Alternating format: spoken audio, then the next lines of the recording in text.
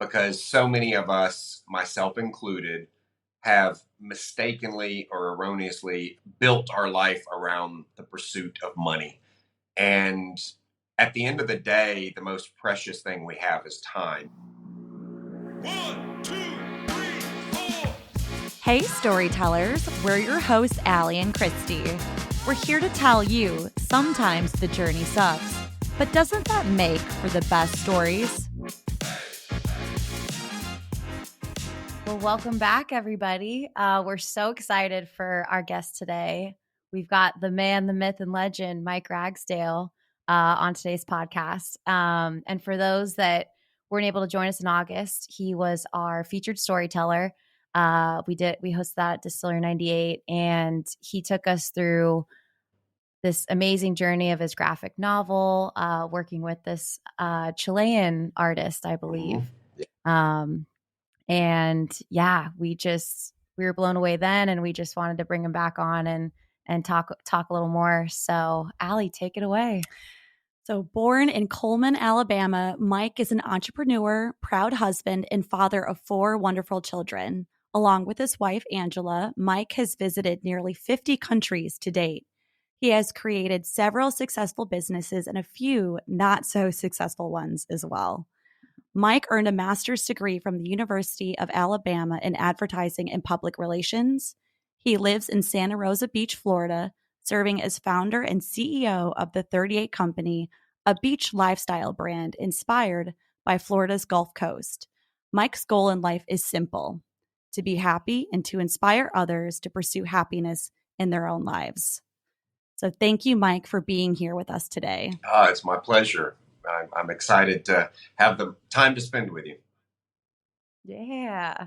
So Allie and I were joking earlier. It's kind of become this, where in the world is Carmen Sandiego? It's where in the world is Mike Ragsdale? So tell the listeners where you're listening or where you're chatting with us from today. I'm currently in Bangkok, Thailand, one of our favorite places, and actually we added quite a few countries over the last few months. So we're pushing 60 now. We left in late October, and we have 4 children, but we're empty nesters now. They're all out of the nest and doing very well in their own personal lives. But we now have this dog, Maltese dog, which is basically Angela's baby. And I dote on him too, quite frankly. But we knew that we wanted our bucket list included traveling around the world once the children were out of the house. And we always said that we would, when we became empty nesters, we would go back to the one place that really spoke to us the most of all the places that we had lived or been to, and spend more time really diving deep there. So for us, out of all the countries we visited, and I think it's 57 or 58 at this point, Thailand really checks the most boxes. So, but we're traveling with our dog in tow. So we brought Ernie with us this time, and Ernie, we didn't know how that was going to go, and we're kind of nervous, and is he going to do well on the flight? Is he going to be welcome in hotels and restaurants? And are we just going to be able to not do anything? But it's been quite the contrary. We spent about a month and a half driving through Europe. So we rented a car and kind of drove through the Netherlands and Germany and Switzerland and Belgium. And then we flew to Greece, where we did about another 6 weeks, and we drove through Romania and Bulgaria and Serbia and Montenegro and Albania, and just kind of no reservations, just drove around and would find places to stay. I mean, sometimes we would be looking a little bit in advance on Airbnb. And then we went to Istanbul, and then now we're here. So we're going to use this. The problem is this area is so far away from our world, right? I mean, it's literally a world away. But Bangkok is like the hub. I would say it's almost like the Atlanta of the region. So from here, we can explore a little bit more. We can do Nepal, we can do Bhutan, we can do Malaysia or Singapore very easily. Like you can fly or drive to a lot of those places within hours. So, we want to just use this opportunity to kind of explore this side of the world a little bit. That's awesome. That's a long way. That's a long way around to say Bangkok. Yeah. I love it though. The long answer. Yeah. I'm just picturing little Ernie and like a baby Bjorn, like it's so ridiculous. I mean, at first I'm a little, it's a little awkward, I'm carrying this little puff ball. I'm trying to think I'm some adventurer, and I've got this dog with a ponytail, and I'm always trying to say it's not a ponytail, it's a man bun. It's a man bun, not a ponytail. You're like, his name's Ernie. Ernie, like, this right? is my son. Ernesto, Yeah. but actually, contrary to my fears about it impeding our travels in a lot of ways, it's really made it a lot of fun because, a lot of the restaurants, we walked into a fine dining restaurant in Brussels. And it was like tuxedos and white gloves. That's not normally our thing, but a friend who was there was taking us out to dinner. And we're like, we're very, at this moment, it was very early in the trip. And we're very timid about whether or not Ernie will be welcome or how he will behave. So we go into this, again, very upscale restaurant. We're like, are you sure it's going to be okay? He's like, yeah, no problem. And we walk in, not only, there are other dogs sitting at the tables. I'm not talking about on the floor, like they got their place seating, and then before we could even order They're our ordering wine, a drink at the bar. Yeah, they brought him all cooked chicken and a water bowl before we even ordered our wine, so that's amazing. It really blew us away how well he's been accepted and embraced. So. Oh my gosh. In my next life, I want to come back as the next Ragsdale dog. Seriously. It's like, dude, you won the jackpot. That is the life. You won the jackpot. Do you feel like he's serving as almost like an icebreaker? Like going to all these different countries? I feel like everybody loves dogs, right? So before they even get to know you, they just see Ernie. People, if we had a nickel for every smile that has been brought to his face, if we had did I lose you guys? No. Okay. No, we can hear you. You froze on my screens. Anyway, y'all, we're back. Y'all are punking me. The number of people who stop and take pictures, or they don't even talk to us. They just immediately go to the dog, and so the number of people who have stopped us and wanted to pet him or hold him or take a picture with him.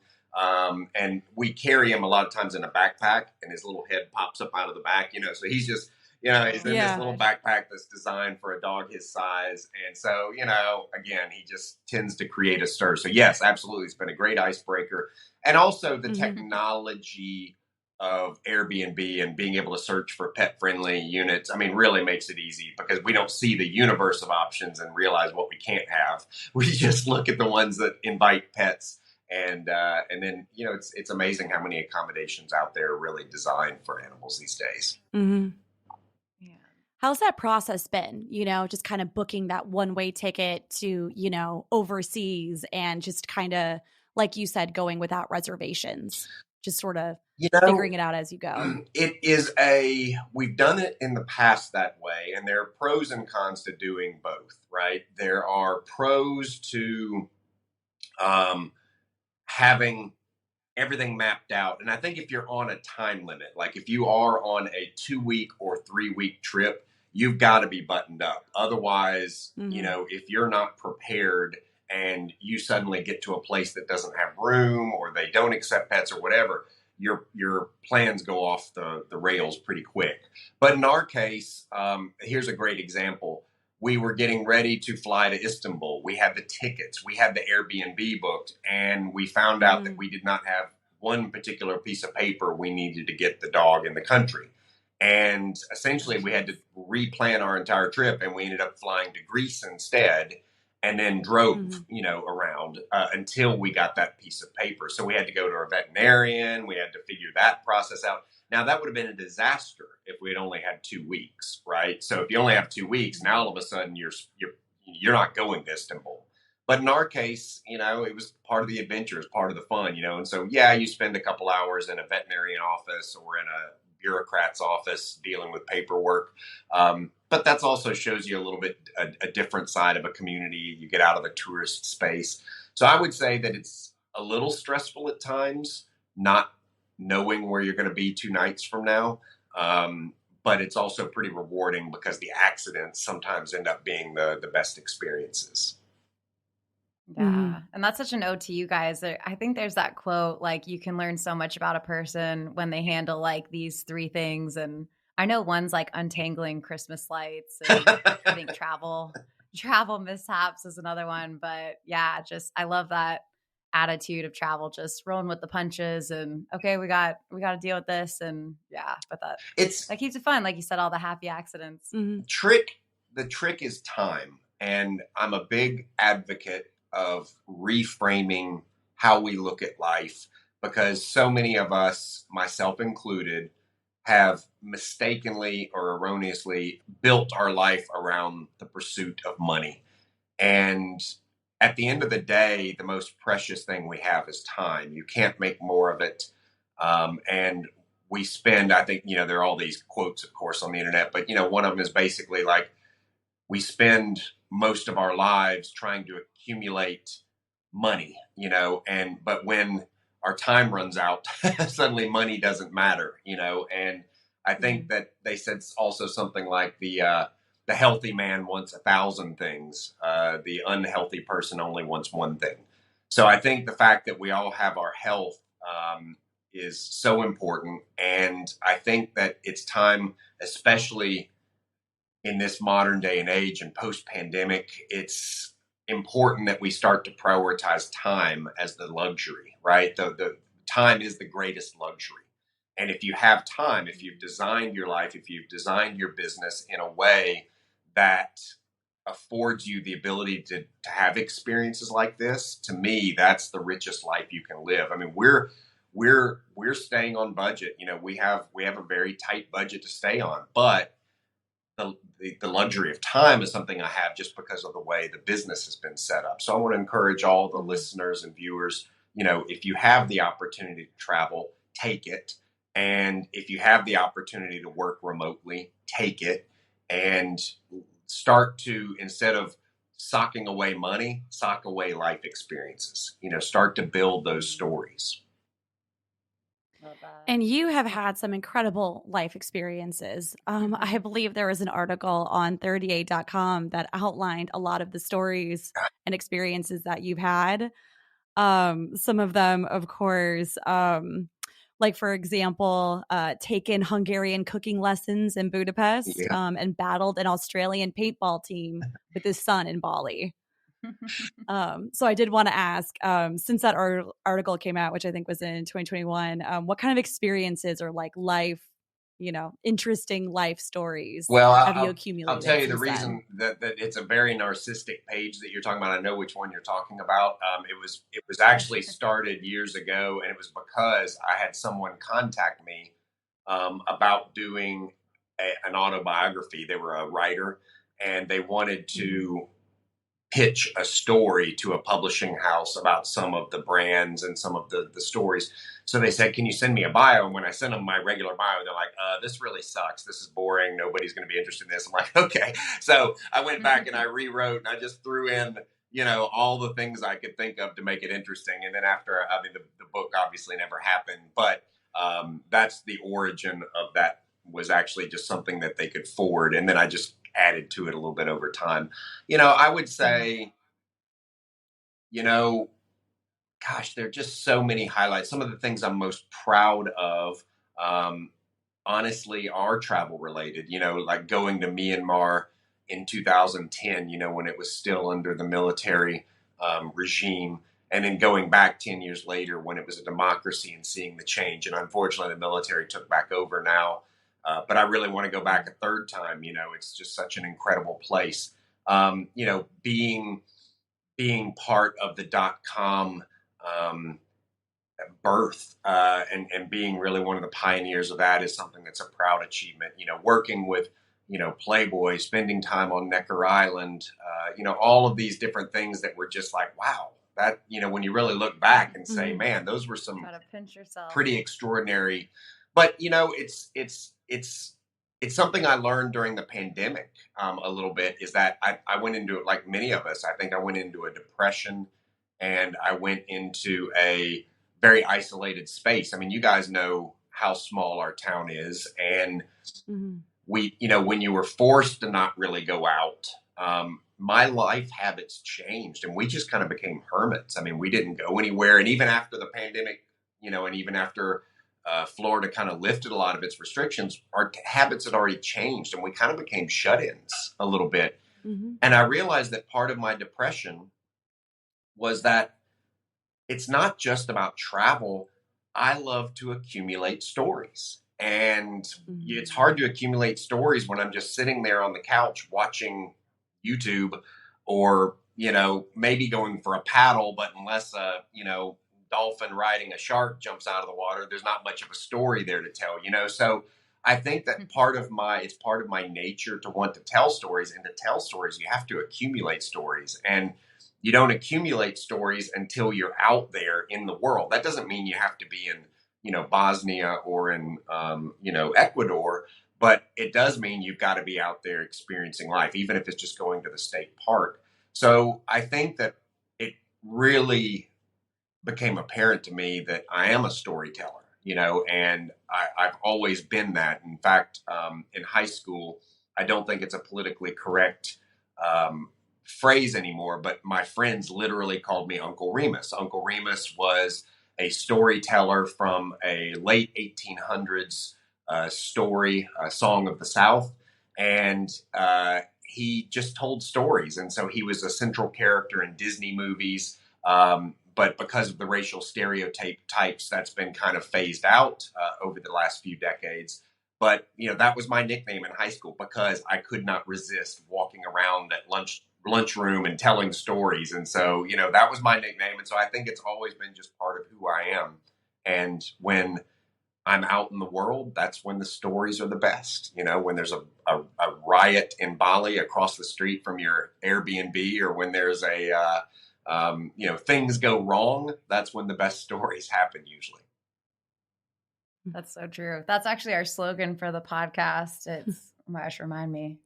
It's that sometimes the journey sucks. Yep. Sometimes the journey sucks, but doesn't that make for the best doesn't stories? that make for the best stories? Absolutely. Yeah. Absolutely. So it's we not fun understand at the that. moment, but it's like after it's over, it's like, then that's the story you tell. I mean, at the moment you're stressed out, or you're angry, or you're sad, or you're frustrated, but then that's the story that you tend to repeat more often than the things that went smoothly. Oh, it's so true. When you're in the thick of it and you're like, oh, am I even going to make it through this? And then, Right. Yeah, I found myself like, oh, these are like the stories I tell the most. It's so true. Yep. Just goes to show how important it is to get out there, to not be afraid to live your life. Well, and that can mean different things to different people. So, for example, in the 90s, there was this great TV show called Northern Exposure. And there was this philosopher, poet, radio DJ. He would be doing podcasts if they had existed back then, but he was a radio DJ in this small, remote Alaskan town. And I'll always remember this one episode. It was called Jesse the Bear, and it was one of my favorite episodes. And he talked about adventure, and he talked about living your life. And he said, that can mean travel, but for some people, it can take courage to simply back out of the driveway. And now a message from our sponsor. We're excited to announce that Emerald Coast Storytellers is now a program partner of the Cultural Arts Alliance of Walton County. The CAA fosters the inclusive and collaborative advancement of the arts through advocacy, funding, and education, and exposes residents and visitors to diverse forms of art and creative experiences through world-class programming and events. Discover more at culturalartsalliance.com. And now, back to our show.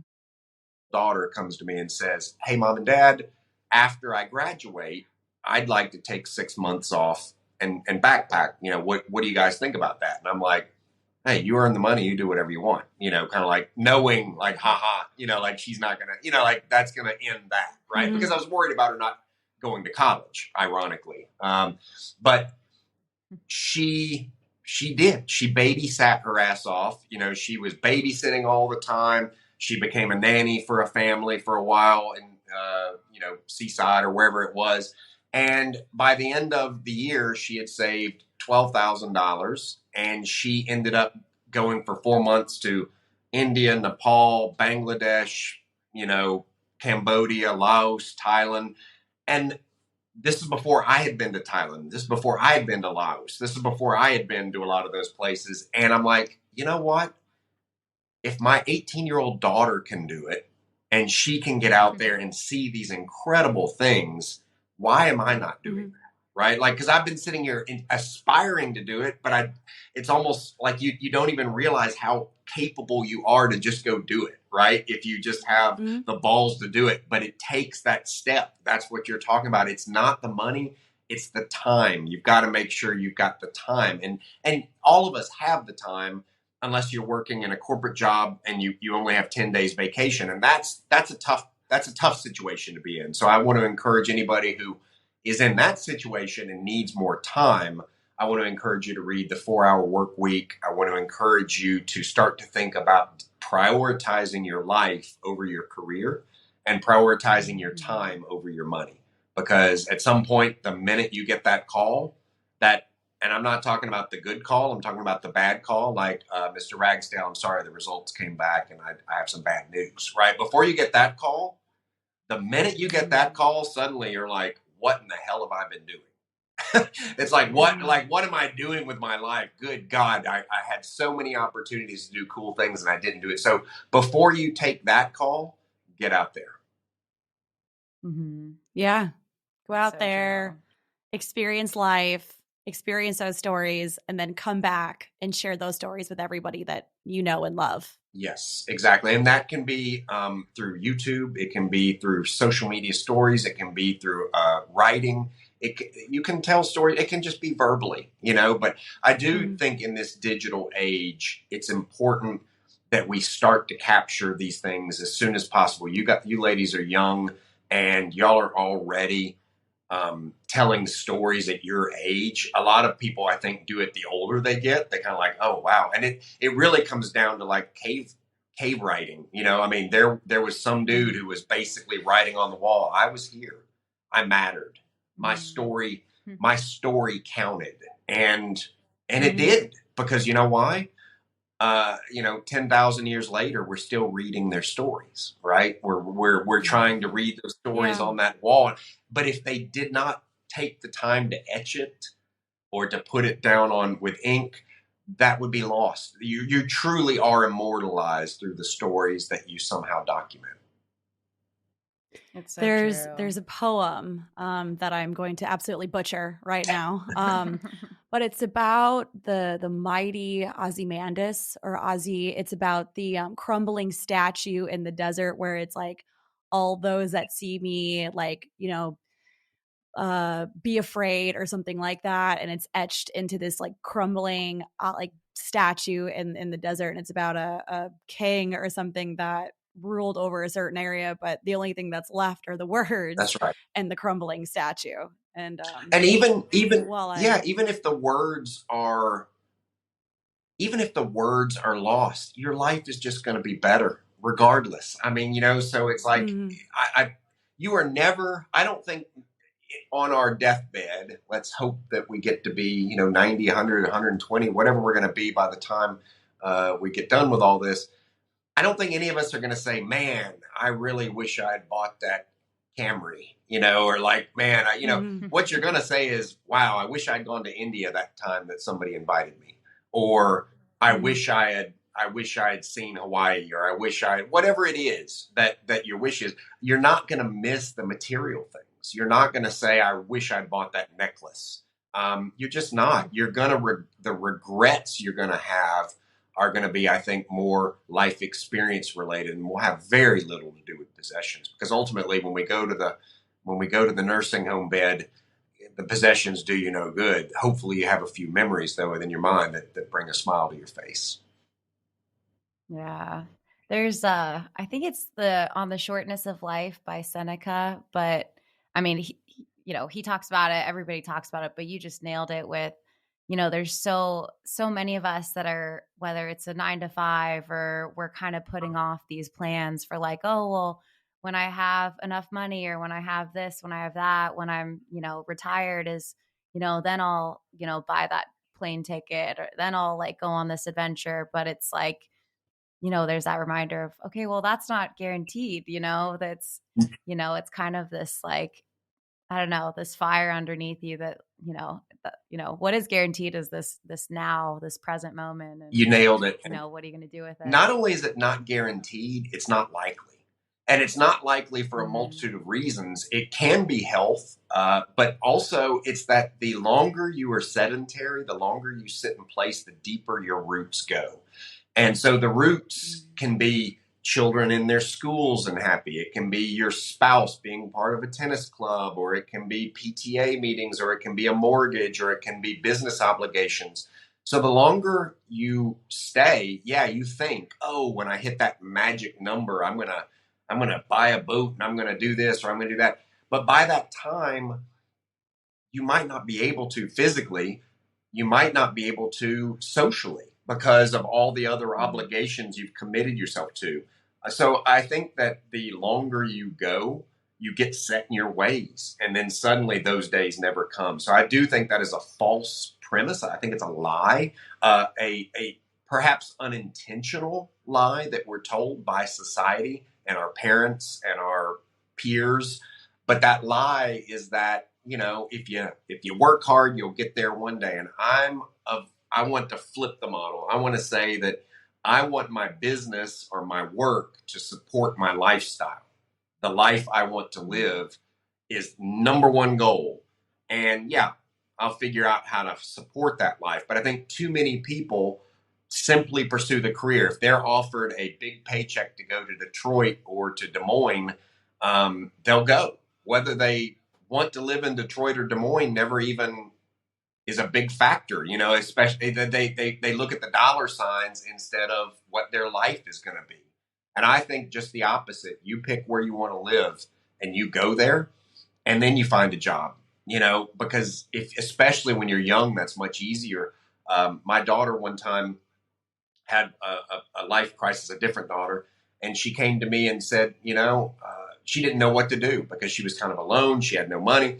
And she said, I said, well, what are your passions? What do you want to do? And she said, well, I took 4 years of French and I took art history. I've always wanted to live in Paris. And I said, well, just go do it. I said, what are you going to lose now? You got nothing, So she signed up to be a nanny, and 30, 45 days later, her view out her window was the Eiffel Tower on the park. And she was a nanny for a family for a year. And, she now lives back in the United States. But the gift I think she earned by taking that step is that she's learned, even if you're broke, even if you have nothing, you can still travel the world, and she will never need to be reliant on someone else, because we didn't help her financially. She did it all herself, and it's an important life lesson. It's an important confidence builder to feel like, worst case, I can be a nanny in Paris looking at the Eiffel Tower out my window.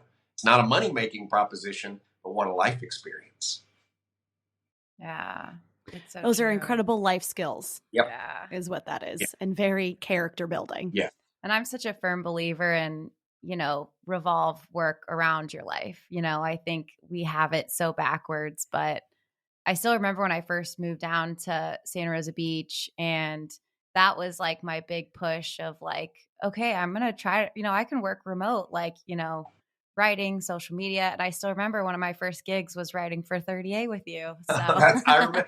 That's awesome. That's what kicked off my storytelling down here. But it's cool to see it full But think about the many of us. I don't remember all of your exact circumstances for how you got here, but a lot of it, for a lot of us, it was a choice, right? It was a big step because we dreamed of living at the beach. Now, we all know it's not easy to live here the first few years, especially because, you're doing this consulting and you're bartending on the side. You kind of have to piece together. But we've made a lifestyle choice that we want to live in a coastal community. We want to live in this kind of coastal community, and it's very expensive. And so you have to make sacrifices in order to make that happen. So I think most people, with the exception of those who were born there, made a big choice, a sacrifice to leave Atlanta or to leave Dallas or leave whatever comfort zone we were in and to move to the beach because that was the fantasy. That was the lifestyle we wanted. So I think anybody who's already done it can look back and see the benefits of making a choice like that, because a lot of people who live on 30A are like, man, I'm so glad I made that move, right? It wasn't easy, and it took a while to figure out how to eat. But now that I'm on the other side of that, what a great choice. So I think if you've already made a choice like that, something bold, you've got it in you, right? And you just need to remember, wow, the rewards I unlocked by taking that step have been so profound that it's difficult to even calculate. What if I unlock another door? What's behind that door, right? And that doesn't necessarily mean moving again, but maybe it's starting a club like you guys have. Maybe it's writing that novel, or maybe it's starting that YouTube channel or that charity. Just taking that step, like, you don't know what's on the other side of that door, but I guarantee you, almost without question, if you go through the door, you're going to be glad you did, because it's just going to change your world perspective. Mhm. Yeah, I mean, that's probably why there's so many entrepreneurs, so many artists, so many creatives on 30A, because everyone that's here has chosen to be here. They've chosen to, like you said, uproot their life and move to a place where there's such natural beauty and such a special creative energy. You guys are the personification of something I describe as the flip-flop renaissance that is happening on 30A. And it goes kind of like this. And I used to use Jen Kuntz as the example, but really it applies to everyone. Everybody moves there. I think we're all attracted to it because of the lifestyle, and we get there and we make sacrifices to get there. And then we're for the first 2 to 3 years, we're just trying to survive, right? We're trying to meet friends. We're trying to figure out where our social circles are. We're trying to figure out how to pay the bills or to find affordable accommodations. So, but then once you figure it out, we're creative types, because this is the type of community that attracts creative people. And so then what starts happening is, once you've figured out how to survive, you start practicing your craft. So that's when a Jen Kuntz goes from being the owner of, say, Raw and Juicy, to where she goes, you know what this area needs? Like, once she figures out how to live, then she goes, you know, this area needs a farmer's market. I think I'll go start a farmer's market. And then next thing you know, she creates a farmer's market. And then there's 2 or 3 others that pop up based on the success of that.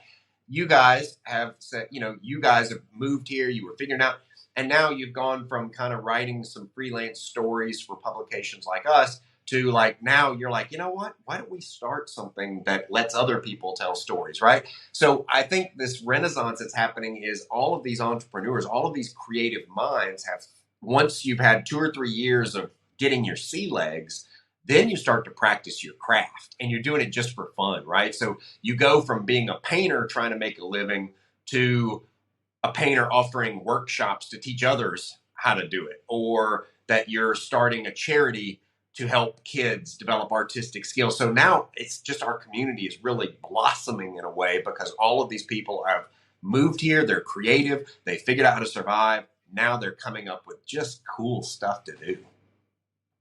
Yeah, how to make our mark on this. That's right.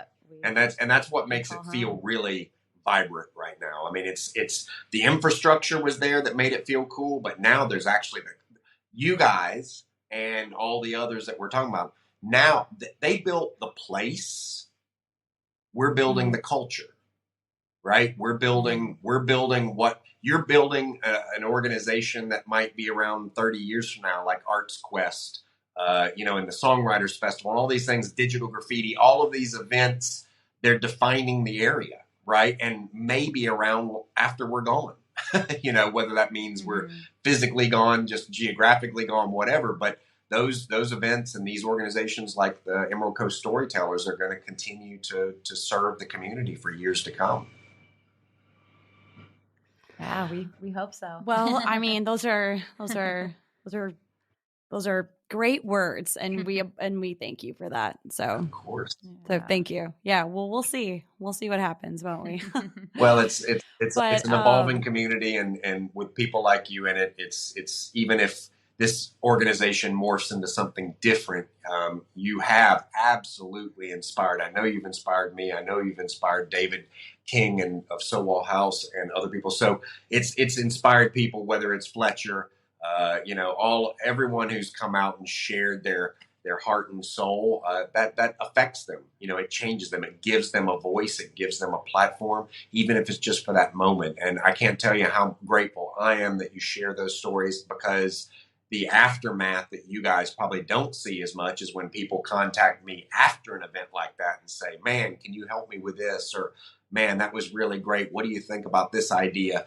And so, it really is having a significant impact on the community. And I think more importantly, a significant impact on people's lives. Well, thank you. We did want to ask you about, just because for, everybody that maybe wasn't there at the August open mic, you did talk a little bit about your graphic novel, Holier Than Thou, which we actually have here. And, during the open mic, you did talk a little bit about the journey that went into the creation and publication of this graphic novel. And just, you had described an actual struggle or a real hero's journey that you went on to get this graphic novel published. And we did want to touch on that just a little bit, and just talk to you a little bit about, the journey, the starting point that you experienced with this graphic novel. At what point did you transition to wanting to create this story? So in college, I had an English minor and a philosophy minor. And so in the philosophy class, I was raised Catholic. So I was very, college is like a birth as well, where, you're suddenly exposed to a lot of different perspectives and ideas, especially coming from a small town in Alabama. You're suddenly presented with a multitude of philosophies and opinions and social mores that you weren't even aware existed. And so in the case of this philosophy class, I was particularly fascinated by, it was a religious philosophy class of some kind. I don't remember exactly the course name, but it really talked about belief systems and arguments for them and against them. And, the greatest minds, there have been incredibly brilliant agnostic philosophers. There have been incredibly brilliant religious philosophers who, it's easy to just pass off religion as some sort of superstition. But then when you go back and you look at St. Thomas and these different, there's a lot of amazing philosophers who can, really argue for a lot of these religious constructs, in ways that are difficult to debate.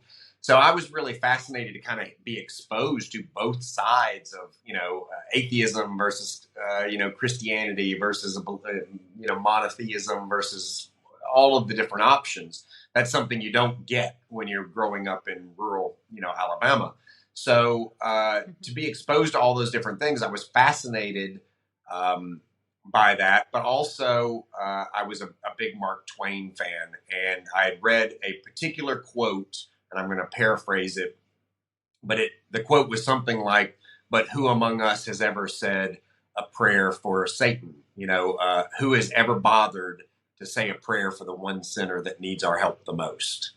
And I thought, wow, literally sympathy for the devil. It's like I'd never heard that perspective, and so I stopped thinking about the devil as a gruesome demon, and I started thinking about him as God's best friend, because that's what he was. He was literally God's number one guy. He was like his favorite son, if you will. He was his right hand.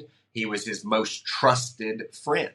And so I started thinking about that friendship that had to exist for, eons of time, and something bad happened, right? Like basically the devil became a jerk, and God kicked him out of the house, and he's down in this simmering pit.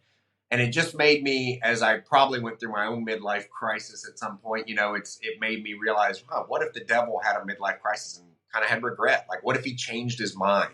What would happen? What if he became a good guy again? Like, what if he started feeling bad about the choices he had made? What would that do? And in the book, essentially, it unravels God's plan, because God needs the devil, right? So what if the devil changed his mind? What if he started doing good deeds? And what if he did it without anybody knowing that he was doing it? And in the story, basically, it triggers Armageddon, and it's not part of the plan, because God needs evil, right? God, if it once was described to me, if everything in the universe was red, we wouldn't be able to see red, right? you've got to have a spot of blue in order to contrast it. Like, oh, well, this is red because this is not that, right? And so you can't have good without evil. And in fact, it led me to other thinking, and it's like, well, if God is all powerful and he's all good, so he's all powerful, he can snap his fingers and change anything. So he can basically say, okay, you know what? No more kids with cancer. He can do that. Why doesn't he? Right? Okay, no more homeless dogs. He could, if you believe what the Bible teaches, and again, I'm not a highly religious person, but I do believe in a higher power. But so you have to ask the question, well, why doesn't he? Like, why are babies born with deformities or challenges? Like, how that's unfair, right? Why are kids born into slums in, Bangladesh, and just have everything stacked against them? And it was so depressing. It was so depressing to think about. And I'm also having to question my belief in the God that I was taught to believe in. It's like, well, wait a minute. If you're all powerful and you're all good, how can you let that happen? And if we let that happen, like if I'm sitting here and I see a baby about to be hit by a bus and I don't take action, then I'm an awful person. So it's like I'm trying to reconcile these conflicts with this God that I know is all loving, and yet he knows the baby is about to get hit by a bus. He knows because he knows everything, right? And yet he lets the baby get hit by the bus. So why? And the only answer that I could come up with that made any sense to me is that the good that just exists is okay good. It's not great good, right? The good, that's the good of just going to church on Sunday and being nice and saying your prayers and not hitting anybody in the face.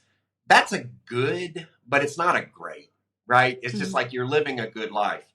But then think about that asshole, that jerk, who his entire life has been a jerk, always been a jerk, always been selfish, never given a thought to another human being. Excuse me. But that one time, he sees that baby and he sacrifices his life to save it, right? To me, even though that guy has been a jerk his entire life, the good that was created in that one moment is so more powerful than the good that just is created by sitting in a pew once a week, right? So evil, awfulness, cancer has to exist because the good of people rallying to save the dogs, to help the kids live a comfortable life, to cure, cancer, or to overcome poverty. The only thing I could arrive at was that the good created by that is infinitely more powerful than the good that's created by just showing up, right? So that it really is the prodigal son. When the prodigal son, who was the jerk who went off, there was the son who was loyal and stayed at home and helped with the farm and all that stuff. And there was the guy who went out and partied and spent all of his father's money. And when he came back, the father said, bring, slaughter the biggest cow. Like, I'm so glad to have you back. And the other son was like, what the hell? I've been here the whole time, right? Like, I've been doing this all the time. But the whole point of the prodigal son is that it's the coming back from the dark side that is more powerful than just being on the good side the whole time. And so that's really what led me to think, what if the devil came back? What if he said, you know what? I was wrong. I'm sorry. And what would happen? And ultimately it comes down to, we've got to have evil in order to create good, and that's the only answer I could come up with. So that's really kind of in this book is my view of why evil exists and why we have to have it. You nailed it. And I think, like you said, so much of religion can be this blindly following, this showing up, and it's like, well, that's great, but when you're truly tested, what are you going to do? And I mean, to look at how much bad there is in the world, and there's so much of us, we're trying to make sense of it, but it's so much easier to just oh, let me just sweep it under the rug and focus on the good, it's like, well, that's good for you, but what about the people that are less fortunate? And just, yeah, to look at the whole picture like that, and try to make light of the evil. Like that's, Yeah, and that's why this book is so powerful. I think too is just, it can be overwhelming. So don't try to solve all the problems. It's like you don't know what your actions are going to lead to. You might help one person who goes out and change the world. You might have a plant in your backyard that you just nurture and take care of that somehow contains the secret to unlocking the cure for cancer. I'm just saying, like, kindness, whether it's to animals, whether it's to humans, whether it's to an individual, whether it's to a group, it doesn't have to be. You don't have to go out and start a charity. You don't have to go to Calcutta and start nourishing people back to health. Just do something even small. Do something nice. It can be for anything or anybody. It doesn't have to be much, but if everybody moves in that direction, it just gets incrementally better. So I think a lot of us are overwhelmed, like, oh, wow. I mean, because there's so many inspiring people in our community. You look at Tiffany Nelson, with Food for Thought. You look at Lori Hood with Aliqua. You look at, all of these people who go out and start these charities designed to help others. And, the trolls, some people are like, well, we should be taking care of our own people, or we should be, why are you focused on animals when you should be focused on people? No, screw those people, do something to help improve, and to heck with anybody who's going to criticize it. Ultimately, just make a little bit of improvement in the world, whatever that means to you. And ultimately, you're going to have people who are going to gravitate to animals. You're going to have people who are going to gravitate to children. Some are going to gravitate to the spiritual side, some to the physical healing side. And that's okay. That's why we've got to have all these people doing these different things, because otherwise it doesn't all get better at the same time. Take that one step.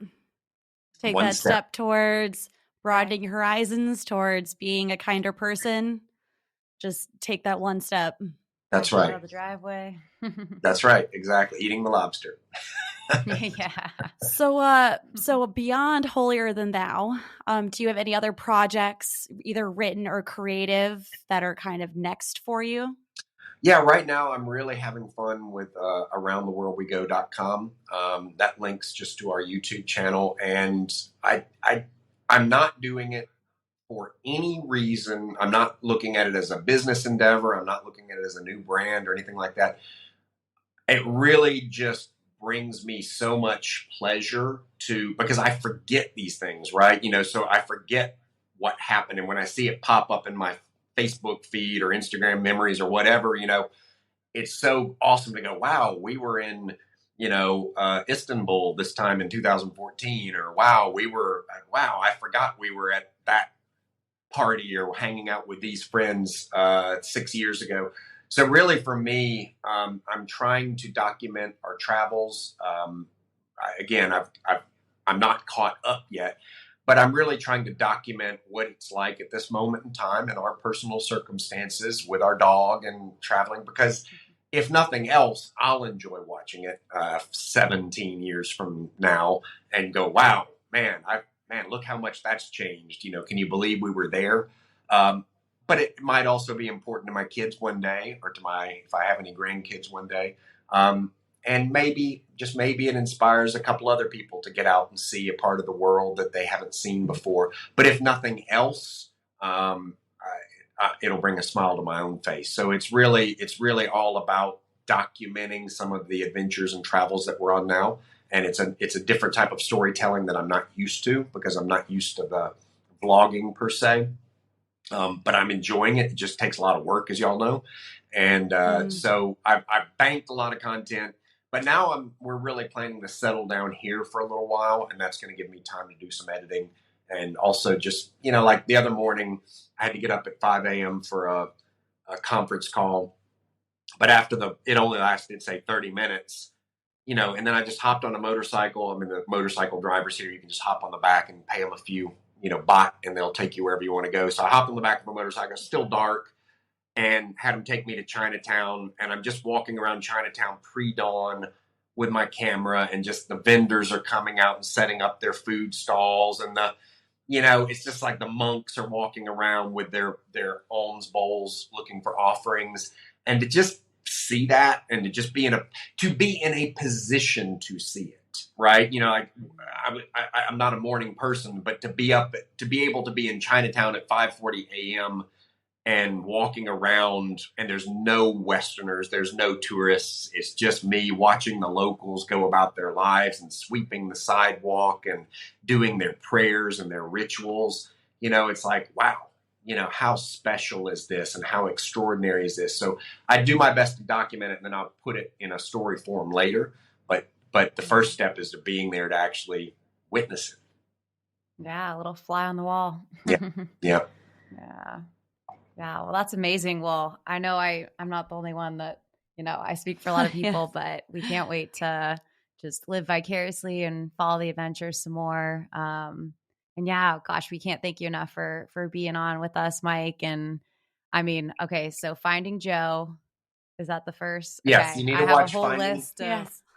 I think that's the first step. So I am suddenly the old wizard in your story. Like I'm the old mentor, So like I'm Finding Joe, so I am today, as through the gift of this podcast, I am the old wizard that is giving you guidance. So the first step on your journey is to go watch Finding Joe, and then to really let's see if it speaks to you in the way that it speaks to me. But I'm going to tell you a couple other documentaries to watch. There's one called Happy that is available on Amazon Prime or maybe Netflix. There's one called I Am. And so I want to encourage you to watch those documentaries. They are about the pursuit of happiness and finding your calling. I think if you watch those three, those are fantastic. And if you've never seen the movie, I know we've all seen movies like Dead Poets Society and other movies that get you excited about, seizing the day, so to speak. But there also is a kind of a sleeper movie that a lot of people haven't seen, I don't think. It stars Ben Stiller and Sean Penn, and it's called The Secret Life of Walter Mitty. And if you have not seen that movie, I promise you, if you are a kindred spirit, go watch that movie. It's probably 5 years old. Sean Penn, Ben Stiller, The Secret Life of Walter Mitty. And it really will, you'll be watching it going, I got to get out there. I got to get out there. So I am the guy who's recently got out there, and I'm doing this to you guys. Come on, come on. It's out here. It's ready. It's easier than you think. And if you're sitting at home watching this podcast and you're going, man, my life, what am I doing in my life? I'm telling you, come on. It's out here. It's not as hard as you think. And the minute you step into it, it changes everything. Well, gosh, thank you. It's very exciting. Come on. All right. Well, thank you. Thank you guys for having me. What a gift this has been. I'm so appreciative, and I want to thank David at So Wall House because he has an amazing space that allows us to tell these kinds of stories. And thanks to Emerald Coast Storytellers, really. I mean, what you guys have created in a very short time is fantastic and inspiring, and it no doubt is going to send ripples throughout not just the community but really throughout the world. So thank you. Thank you so much. All right, bye. Thanks, Mike. Guys, Mike. thank Bye. you so much for your time. Yeah, eat some pad thai for us. Yeah. No problem there. Bye. Bye. 3, 2, 1, yeah! Thank you for listening, storytellers. Wherever you are on your journey and whatever brought you here, we encourage you to tell your story. Tell lots of stories. Now get out there and find your stage. The Emerald Coast Storytellers podcast is produced in partnership with So Wall House, whose mission is to house creative culture by supporting the individuals who shape it.